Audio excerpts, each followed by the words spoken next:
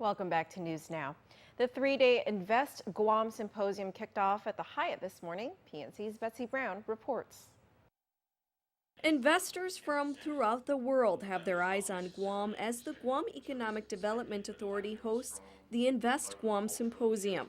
The three-day conference began at the Hyatt this morning. GEDA Chairman E.J. Calvo says the goal is to draw investors to the island. It's time that we draw investors to Guam to see real opportunities.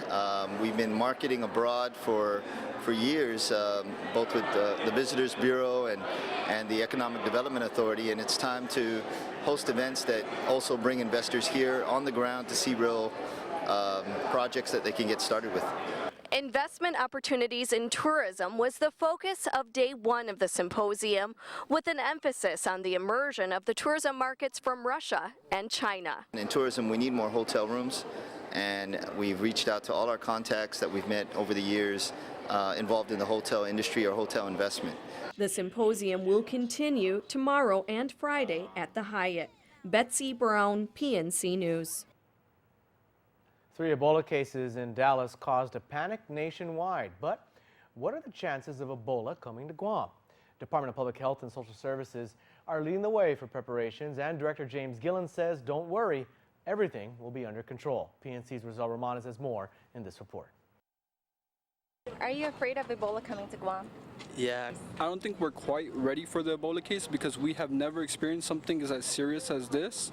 Hospitals nationwide are preparing for a possible Ebola case. But what about our small island? Are we ready and equipped to handle the deadly virus? James Gillen, director of the local public health, says they're on it. The chances of getting Ebola on Guam are very, very slim. He says Pacific Islands are probably the most secure in these type of situations, and that we should be more worried about MERS and dengue, which are around us. In fact, Gillen says it's flu season because one of the signs of Ebola include flu-like symptoms. If you or anyone catches flu, don't panic. Health professionals will give you the Ebola quiz. Have you traveled? Where have you been? Have you been in contact with any patient who has Ebola? And if the answer to that is no, then it's flu. It's not Ebola. If you actually suspect the patient, you can call 911, you can call public health, we'll send somebody. Public health is leading preparations, but with the help of other key players. Gillen reassures us that a quarantine room is identified at the airport, protective equipment are available for first responders, and that the hospital, where a possible Ebola patient will be sent to, is prepared and know what to do. He says they will be following Center for Disease Control guidelines. They just have to refine the details and make plans more uniformed. We have the facilities. We have the educated staff. We have people who are aware, ready to go, and we'll take care of it if it happens. The Department of Public Health, meanwhile, is warning the public that the influenza or the flu is going around right now. Public Health Director James Gillen warns that it seems to be a little bit stronger this year and is the second strain of the flu to spread this year. Lawmakers spent the day discussing the bill to pay overtime to GPD, GFD, and DOC officers. The bill was sent down by the governor's office yesterday at the behest of Senator Brent McCready. Yesterday, lawmakers went into committee of the whole to hear from the governor's fiscal team, and they remained in the committee of the whole today to hear from GPD, GFD, and DOC agency heads. Vice Speaker B.J. Cruz began by trying to determine exactly how much GPD would be needing. By paying this overtime, we're going to have to pay the 30% of retirement. Is that correct? Yes. So do you have enough in your retirement account, your hazardous pay and your night differential, to make up that $1.5 million? Or are you going to be back here on election night asking for us to appropriate that because you can't cut the checks? And the Vice Speaker was trying to determine exactly how much GPD would need for overtime plus night differential, hazard pay, and retirement contributions. And according to their administrative services officer, the total amount needed would be $2.3 million. However, the bill only appropriates $1.5 million. The $50 million port modernization project is now down to the final phase. Phase 3 includes the expansion of the main facility, a new container yard, and a new gate complex. PNC's Betsy Brown has more on the project. Phase 3 of the $50 million port renovation plan remains on track and on budget. The final phase broke ground last April following the completion of the container freight station last January and the break bulk yard improvements in March. Phase 3 includes the expansion of the main facility, the building of a 4.3-acre container yard, and the installation of a new terminal gate complex, which will improve the flow of traffic into and out of the port. It will allow better flow through off of Route 11, so the trucks will come off the side of Route 11 instead of kind of backing up as it is now. Engineer Tressie Word says new storm drainage systems and parking areas are also being added in the project. We're clearing out an area where the old maintenance crane shop was, so that's a really strategic location right on the waterfront, paving that area. And then in the break bulk yard over here, we will be expanding the yard out and installing a new parking area. This project, which is expected to be completed in the later part of next year, will more than triple the port's capacity, which port officials say will help meet the needs of the island's growing population. The next thing that we hopefully will work on next year is doing a design on what will be the ultimate floor plan for a new admin facility, but maybe a port commercial complex. Port General Manager Joanne Brown says the current projects make this an exciting time to work at the port, but she doesn't want to stop there.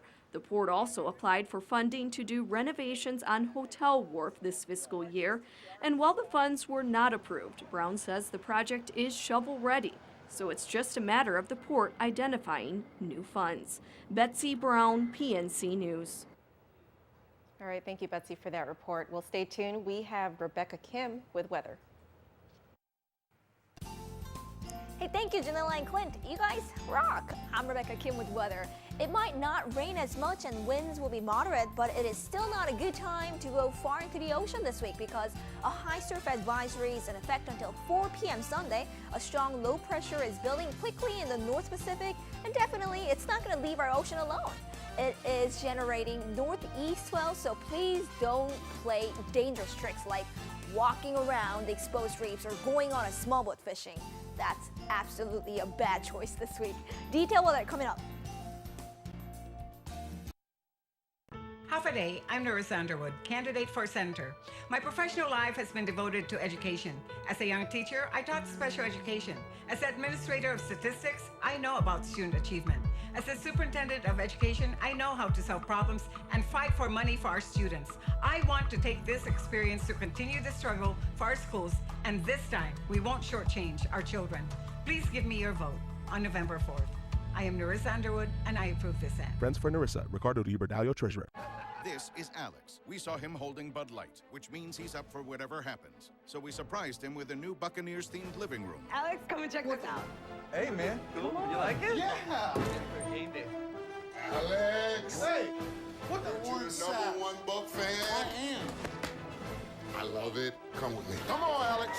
Look at my backyard. This is crazy. Wow. That's what I'm talking about. I want to fire the cannon. Yeah. Bud Light, the perfect beer for whatever happens. Whether it's driving your car or burning power, the cost of oil has made it difficult for all of us. That's why we're working hard to help GPA switch to new generators that burn much less and more affordable fuels. And GPA is already adding large renewable energy projects to further reduce the amount of oil we use. Burning less oil, switching to less expensive fuels, and maximizing the use of renewable energy. Let's continue our progress. On Election Day, I humbly ask for your vote. Together, we can lower the cost of power for all of us. Paid for by Simon supporters. Pat Stinting and Detailing offers complete detailing and off-island detailing for shipping. Affordable packages starting at $149. With 3M paint sealant and wax, 3M Scotch Guard, and a deep steam shampoo, Pat is your detailing headquarters. Located across GTA in Upper Tumon. Call 647-SLAM today. A man and his truck, and a very eligible bachelor. And lonely hearts. And romance in the air. And hello, ladies. The new Chevy Silverado Heavy Duty. Strong, for all the roads ahead. PNC Sports is brought to you by AK Chevrolet. The new Chevrolet Silverado is strong for all roads ahead. Head into AK and test drive the Silverado today.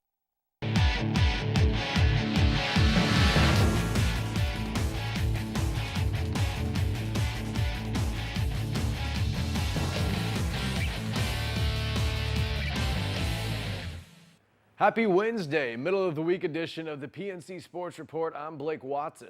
The always exciting Triple J Robbie Weber Youth Soccer League had Week 6 play this weekend. We have results in the Budweiser Sports Report. The PNC Budweiser Sports Report with top headlines and action of all your favorite local sports.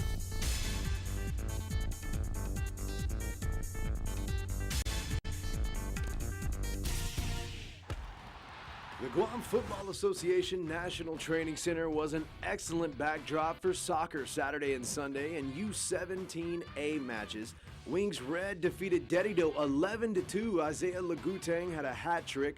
Mike DeLeon scored for Dedido. Quality Distributors cool off the Southern Heat in shutout fashion. 2-0 the final between these two. Andrew Baldwin and Jason Kim both get goals. Paintco Strikers win over Guam Shipyard Wolverines easily 10-1. Wings Black tie ASC Islanders Trust 1-1 the final. Moving down to under 14, Strikers Red lose a tough one to the Wings 5-0. Strikers White over Sidekicks SC. Southern Cobras can't separate and have to settle for a draw against Dedido 6-6 the end score. Elsewhere, U12 Sidekick SC beats Wings Black 3-0 the final in that one. Youth League action continues Saturday. Players from U8 and U10 divisions, however, will participate in the FIFA Grassroots Festival at GFA National Training Center in Harmon.